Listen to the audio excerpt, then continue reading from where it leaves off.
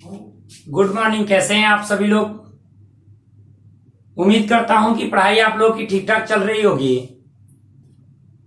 आप लोग हमारे साथ पढ़ रहे हैं प्रायद्वीपीय भारत का पठार, और प्रायद्वीपीय भारत के पठार में आज हम लोग पढ़ेंगे पूर्वी घाट पर्वत।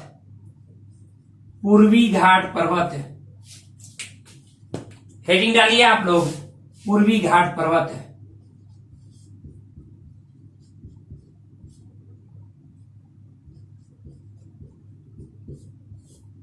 पूर्वी घाट पर्वत यानी जो हम लोग का पिछला वीडियो था वो पश्चिमी घाट पर्वत था। आज हम लोग देखेंगे पूर्वी घाट पर्वत के बारे में। पूर्वी घाट पर्वत में अगर हम लोग देखें तो ये जो हिस्से हैं यहां से लेकर ये उड़ीसा पश्चिम बंगाल तट से लेकर और ये केप ऑफ कॉमेरिन तक ये पूर्वी घाट पर्वत है। ये पूर्वी तट है। अगर हम पूर्वी तट, भारत की जो पूर्वी तट है उसको देखें तो ये पश्चिमी घाट पर्वत की तरह एक क्रम से नहीं है, ये टूटी फूटी है। पूर्वी घाट पर्वत पश्चिमी घाट पर्वत की तरह एक क्रम से नहीं है बल्कि टूटा फूटा हुआ है। कारण यह है कि कई सारी नदियां जो पूर्वी तट पर गिरती हैं, इन नदियों में महानदी, गोदावरी, कृष्णा, कावेरी, ये सभी नदियां इस पूर्वी घाट पर्वत से होकर गुजरती हैं तथा इन क्षेत्रों में अपना जल गिराती है। एक बात जरा सोचिए, अगर इसको देखें सामान्य विस्तार पूर्वी घाट पर्वत का, तो पूर्वी घाट पर्वत का सामान्य विस्तार मुख्य रूप से उड़ीसा में महानदी के मुहाने से लेकर, उड़ीसा में आप जानते हैं कि उड़ीसा तट पर उड़ीसा में महानदी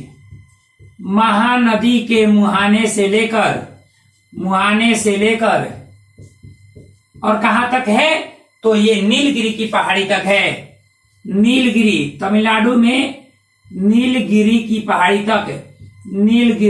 तक है। ध्यान रखिएगा, पूर्वी घाट पर्वत का विस्तार उड़ीसा में महानदी से लेकर नीलगिरी की पहाड़ी तक है। आपको यहां महानदी ये प्रवाहित हो रही है, उड़ीसा तट पर गिर रही है, और इसके यहां से लेकर के और नीलगिरी की पहाड़ी तक ये पूर्वी घाट पर्वत का विस्तार है। यह लगभग 1300 किलोमीटर लंबाई लिए हुए है, और ये लगभग 1300 किलोमीटर लंबाई लिए हुए है। कुल लंबाई 1300 किलोमीटर है। एक खास बात कि इसका जो उत्तरी हिस्सा है, मतलब ऊपर का हिस्सा, इसका जो उत्तरी हिस्सा है उसकी चौड़ाई लगभग 190 किलोमीटर, उत्तरी हिस्से की लंबाई 190 किलोमीटर, और जैसे जैसे वो दक्षिण की ओर गया है उसकी लगभग अगर देखें चौड़ाई तो लगभग 75 किलोमीटर है। यानी दक्षिणी हिस्से की चौड़ाई 75 किलोमीटर जबकि उत्तरी हिस्से की चौड़ाई 190 किलोमीटर की आसपास है। ऐसे हम देखें तो इसकी कुल लंबाई की बात करें तो लगभग 1300 किलोमीटर है, जो महानदी के मुहाने से लेकर नीलगिरी की पहाड़ियों तक विस्तृत है। नोट करते जाइए प्रत्येक चीजों को। आगे देखिए, अगर हम देखें इसमें आगे पूर्वी घाट पर्वत में देखें तो पूर्वी घाट पर्वत में देखें तो कई सारे, कृष्णा से पहला नंबर, इसमें जगह जगह जो नदियां हैं, जैसे मान लेते हैं नदियां आकर अपना डेल्टा बनाती हैं, चाहे वो गोदावरी हो गई, कृष्णा हो गई, डेल्टा बनाती हैं। आने के बाद यहां डेल्टा बनाती हैं, यहां डेल्टा बनाएंगी तो डेल्टा बनाती हैं, जिसके चलते ये पूरी तरह से कट फट गया है, कटी फटी अवस्था में है, यानी टूटी फूटी अवस्था में है, क्रम से नहीं है। ये देखिए क्रम से है, लेकिन ये क्रम से नहीं है, क्रम से नहीं है। कारण क्या है? बड़ी बड़ी नदियों का प्रवाह होता है, बड़ी बड़ी नदियां इन क्षेत्रों में गिरती है, इसके चलते ये कटी फटी अवस्था में है। यही कारण है कि गोदावरी और कृष्णा के बीच बिल्कुल, ये गोदावरी की नदी प्रवाहित हो रही है और कृष्णा, इसके बीच तो बिल्कुल ही गैप है, इसके बीच कोई भी पहाड़ी नहीं है। एक बात आपको बता दें कि यहां पर उड़ीसा में ही एक शिखर है, विशाखापट्टनम शिखर, विशाखापट्टनम, जिसको अरोया कोंडा चोटी कहते हैं। उड़ीसा में ही अरोया कोंडा चोटी, अरोया कोंडा, अरोया कोंडा चोटी, अरोया कोंडा जो चोटी है वो पूर्वी घाट पर्वत की सर्वोच्च चोटी है। उड़ीसा में स्थित अरोया कोंडा चोटी, जिसको विशाखापट्टनम चोटी भी कहते हैं, विशाखापट्टनम चोटी, विशाखापट्टनम चोटी, विशाखापट्टनम चोटी या इसको अरोया कोंडा चोटी कहते हैं। यह उड़ीसा में स्थित है, जो पूर्वी घाट पर्वत का सर्वोच्च शिखर है। जबकि दूसरी सबसे ऊंची पर्वत शिखर मुख्य रूप से उड़ीसा में ही है, जिसका नाम है महेंद्रगिरी। महेंद्रगिरी जो है वो दूसरी सबसे ऊंची चोटी है। कहां है? उड़ीसा में है। पूर्वी घाट पर स्थित उड़ीसा में महेंद्रगिरी चोटी पूर्वी घाट पर्वत की दूसरी सबसे ऊंची चोटी है। एक बात और, अब देखिए एक बात और है कि यहां पे है पेनार नदी प्रवाहित होती है। पेनार नदी, यहां पे पेनार नदी, आप देखिएगा कृष्णा और कावेरी के बीच पेनार नदी है। तो कावेरी और पेनार नदियों के बीच वाले भाग में मेलागिरी पहाड़ी है। इधर मेलागिरी पहाड़ी है, और मेलागिरी जो पहाड़ी है यहाँ चंदन बहुत अधिक होते हैं। एक बात, चंदन के लिए विख्यात है ये। एक बात और है कि ऐसे भी आप देखिएगा तो नीलगिरी या जो भी पहाड़ियां हैं इधर, वो सारी पहाड़ियां जो हैं वहां चंदन बहुत अधिक होते हैं, चंदन के लिए प्रसिद्ध है। तो एक इस चीज को आप ध्यान रखिएगा कि चंदन के लिए नीलगिरी या ये मेलागिरी, ये सभी पहाड़ियां जो हैं ये चंदन के लिए विख्यात हैं। एक बात और है, अगर हम सभी पहाड़ियों को देखें तो प्रत्येक राज्यों में पहाड़ियों को अलग अलग नामों से जाना जाता है। क्यों? क्योंकि ये टूटी फूटी अवस्था में, इसको जैसे कह देते हैं पश्चिमी घाट पर्वत, लेकिन पूर्वी घाट पर्वत एक क्रम में नहीं है, इसीलिए अलग अलग राज्यों में इसे अलग अलग नाम से जाना जाता है। अब देखिए कहां कहां किस नाम से जाना जाता है।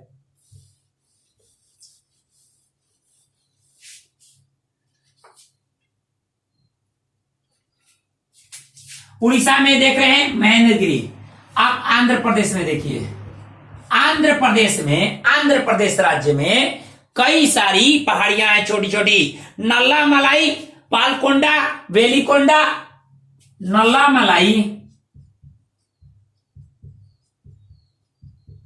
नल्ला मलाई, पालकोंडा कोंडा, वेलिकोंडा, ये कहां है? ये और आंध्र प्रदेश में है। आंध्र प्रदेश में पूर्वी घाट पर्वत पर, पूर्वी घाट पर्वत के श्रेणी के रूप में नल्ला मलाई की पहाड़ी, पालकोंडा की पहाड़ी और वेलिकोंडा की पहाड़ी स्थित है। ये आंध्र प्रदेश में है। अब देखिए एक बात और बता दें कि यहां पर शेषाचलम पहाड़ी हुआ करता था यहां पर, लेकिन अब ये तेलंगाना में है। तो तेलंगाना में कौन सी पहाड़ी है? तेलंगाना में है शेषाचलम पहाड़ी, शेषाचलम। पहले ये होता था, क्वेश्चन पूछ देता है कि निम्नलिखित में से कौन सी पहाड़ी ये इस राज्य में नहीं है, तो कभी कभी क्वेश्चन पूछ देता है। वहां पे हम लोग को इस चीज को ध्यान रखिएगा, क्योंकि क्वेश्चन पूछता है कि कौन सी पहाड़ी इस राज्य की नहीं है, तो ध्यान रखिएगा। तेलंगाना में पहाड़ी है शेषाचलम। पहले ये आंध्र प्रदेश में हुआ करता था, लेकिन जब आंध्र प्रदेश से तेलंगाना अलग हुआ तो ये तेलंगाना वाले हिस्से में शेषाचलम पहाड़ी अवस्थित है। एक बात और है, अगर हम तमिलनाडु में देखें, तमिलनाडु में जो पहाड़ियां हैं उसको देखिए।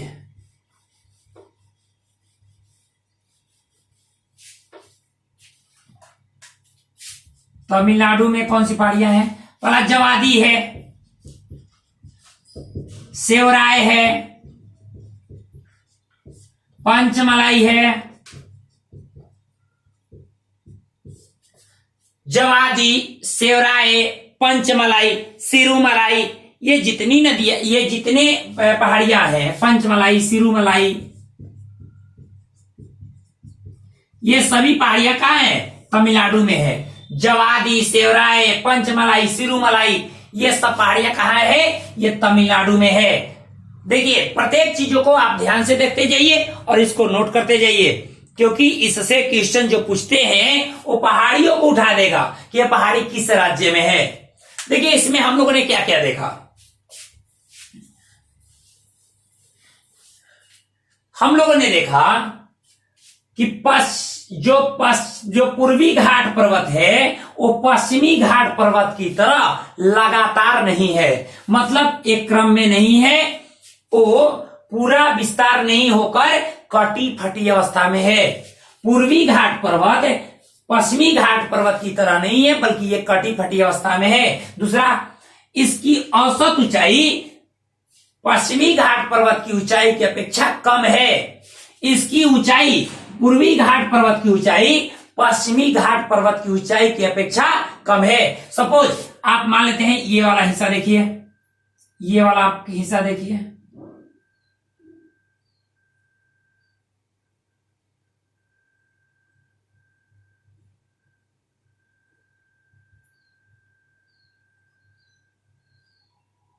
देखिए ये समुद्री हिस्सा हो गया, ठीक है, और ये आपका तटीय मैदान हो गया जो तट पर। तो इस तट पर इधर आपको विशाखापट्टनम से लेकर आपको चेन्नई बसा हुआ है, इधर मुंबई बसा हुआ है। ये वाला हिस्सा देखिए ऊंचाई वाला है, जबकि ये वाला हिस्सा ज्यादा ऊंचाई वाला नहीं है। तो ध्यान रखिएगा, पश्चिमी घाट पर्वत की अपेक्षा पूर्वी घाट पर्वत, क्योंकि ये पूर्वी घाट है और ये पश्चिमी घाट है, तो पूर्वी घाट पर्वत की पश्चिमी घाट पर्वत की अपेक्षा पूर्वी घाट पर्वत कम ऊंचाई वाला है। दूसरा चीज, ये लगातार न होकर टूटी फूटी अवस्था में है, जिसका कारण यह है कई सारी नदियां, बड़ी नदियां पूर्वी घाट पर अपना मुहाना बनाती है, जिसके चलते इन नदियों ने पूर्वी घाट पर्वत को काट दिया है। जैसे हम देख सकते हैं कि गोदावरी और कृष्णा के बीच कोई पहाड़ी या कोई पूर्वी घाट का कोई अवशेष नहीं है, क्योंकि इसने क्या किया है, गोदावरी और कृष्णा ने, कि पूरी तरह पूर्वी घाट को काट करके समतल सपाट मैदान बना दिया है। ऐसे ही कई सारी नदियों ने इन क्षेत्रों में क्या किया है कि पूर्वी घाट को काटकर समतल सपाट मैदान बना दिया है। इसीलिए प्रत्येक राज्यों में पूर्वी घाट पर्वत को अलग अलग नामों से जाना जाता है। प्रत्येक राज्यों में पूर्वी घाट पर्वत को अलग अलग नामों से जाना जाता है। इस चीज को ध्यान रखिएगा। एक बात और है कि जैसे आप देखते हैं, जैसे गोदावरी, कृष्णा, पेनार, कावेरी, वैगई, ताम्रपर्णी, ये सभी नदियां यहां प्रवाहित होती हैं। महानदी से लेकर देखते हैं तो महानदी, गोदावरी, कृष्णा, पेनार, कावेरी, वैगई, ताम्रपर्णी, ये सारी नदियां प्रवाहित होती हैं, जो बड़ी बड़ी नदियां हैं, और इसके चलते ये कटाफटा अवस्था में पूर्वी घाट पर्वत है। पूर्वी घाट पर्वत की सबसे ऊंची चोटी, तो सबसे ऊंची चोटी पूर्वी घाट पर्वत की सबसे ऊंची चोटी विशाखापट्टनम चोटी है, जिसको अरोया कोंडा चोटी भी कहते हैं। विशाखापट्टनम चोटी या अरोया कोंडा चोटी उड़ीसा राज्य में है, जबकि दूसरी सबसे ऊंची चोटी महेंद्रगिरी उड़ीसा में ही स्थित है। हम पहले ही बता चुके हैं कि पश्चिमी घाट और पूर्वी घाट का गांठ के रूप में कौन, नीलगिरी की पहाड़ी मौजूद है। ध्यान रखिएगा, नीलगिरी देखिए या मेलागिरी देखिए, या दक्षिण की जो भी पहाड़ियां हैं वहां पर चंदन और सागवान बहुत अधिक पाए जाते हैं। चंदन और सागवान के लिए दक्षिण की पहाड़ियां, नीलगिरी, मेलागिरी, ये सब पहाड़ियां प्रसिद्ध हैं चंदन और सागवान के लिए। नोट कर लीजिए। इस वीडियो में हम इसको लंबा नहीं करेंगे, क्योंकि अगला वीडियो हम लोग पढ़ेंगे भारत के तटीय मैदान के बारे में, उसके बारे में हम लोग पढ़ेंगे। अगर उसको इसमें जोड़ते हैं तो बहुत ज्यादा लंबा हो जाएगा। आज के इस वीडियो में इतना ही। धन्यवाद।